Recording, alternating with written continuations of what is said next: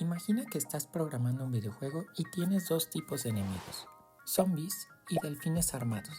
Actualmente, para que haya enemigos en la escena, lo que haces es arrastrarlos desde el editor, pero esto hace que tu juego se sienta predecible, ya que siempre estarán en el mismo lugar.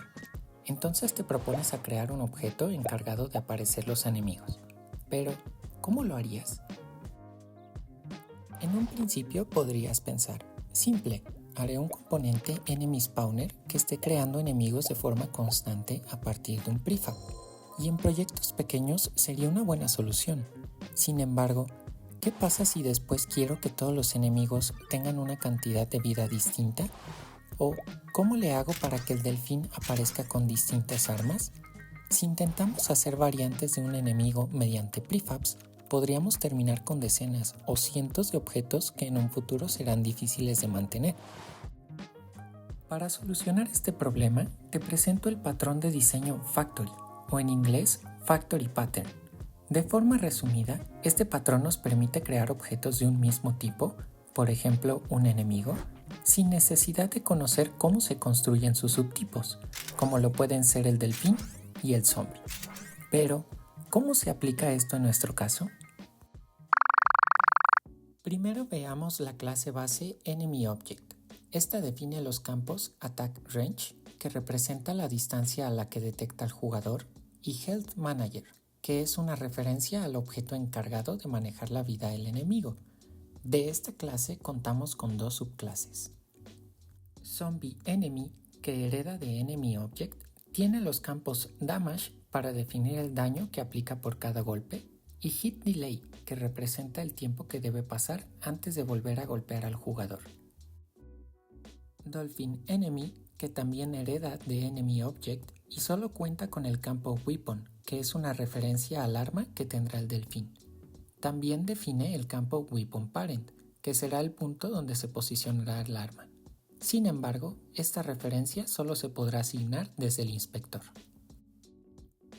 Si observamos la clase Enemy Spawner, veremos que define los campos Enemy Prefab, que es el objeto a instanciar, Min Spawn Delay y Max Spawn Delay para definir el tiempo de espera entre apariciones de enemigos, Min Enemy Count y Max Enemy Count, que definen la cantidad de enemigos que pueden aparecer en cada tanda, y Spawn Points, para indicar los puntos donde pueden aparecer. Para aplicar el patrón de fábrica o Factory Pattern, debemos delegar la responsabilidad de creación que actualmente tiene la clase Enemy Spawner a otro objeto.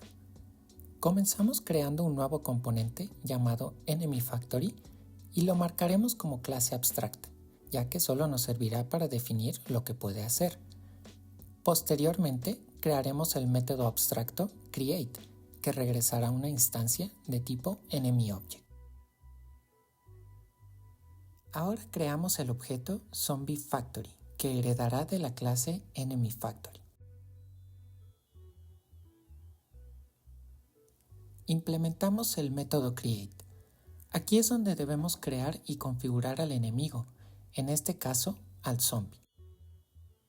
Empezamos definiendo tres campos: Zombie Prefab, que será el molde del zombie a crear, Min Damage para la cantidad mínima de daño, y Max Damage para la cantidad máxima. Posteriormente, en el método Create, instanciamos al zombie,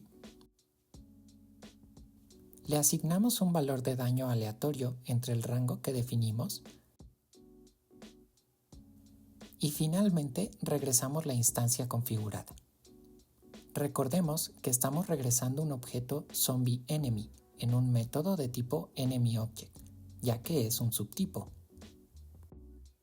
También podemos crear el objeto Dolphin Factory, que heredará de la clase Enemy Factory. Implementamos el método Create. Definimos los campos Dolphin Prefab, que será el molde del delfín a crear, y una lista Weapon Prefabs para definir las armas que le podemos asignar. Posteriormente, en el método Create, instanciamos al delfín, creamos un arma de forma aleatoria, la asignamos al campo Weapon, y regresamos la instancia configurada. Volvemos a la clase EnemySpawner y eliminamos el campo EnemyPrefab para reemplazarlo por otro llamado EnemyFactory. Este tendrá una referencia a la fábrica que creará enemigos. Ahora, en lugar de instanciar al enemigo directamente en el spawner, lo que haremos será llamar al método create de nuestra fábrica que nos regresará la instancia. De esta forma, la única responsabilidad de nuestro spawner será coordinar la creación de objetos y no de cómo se crean. Regresamos al editor y creamos un objeto vacío en la escena llamado Dolphin Spawner. Le asignamos el componente EnemySpawner, creamos varios puntos donde aparecerán los enemigos,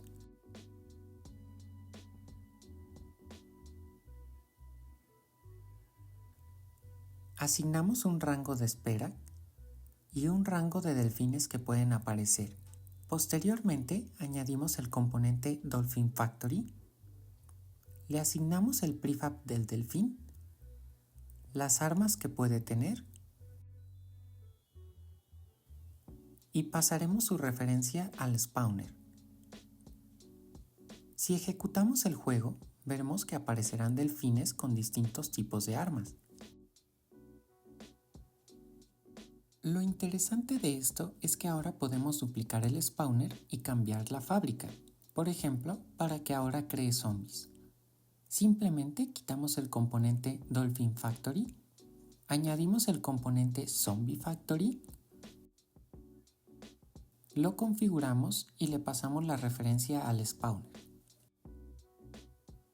Podemos observar que ahora también aparecen zombies.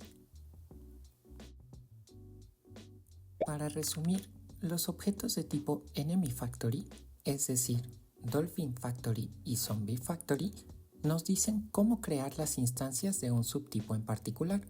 En cambio, el objeto EnemySpawner simplemente se encarga de determinar cuándo y dónde aparecerán los enemigos. Si tienes alguna duda sobre cómo implementar este patrón en tu proyecto, no dudes preguntarme en los comentarios. Si quieres ver más a detalle cómo funciona este proyecto en particular, dejaré en la descripción un link al repositorio en GitHub. Espero te haya servido y nos vemos a la próxima.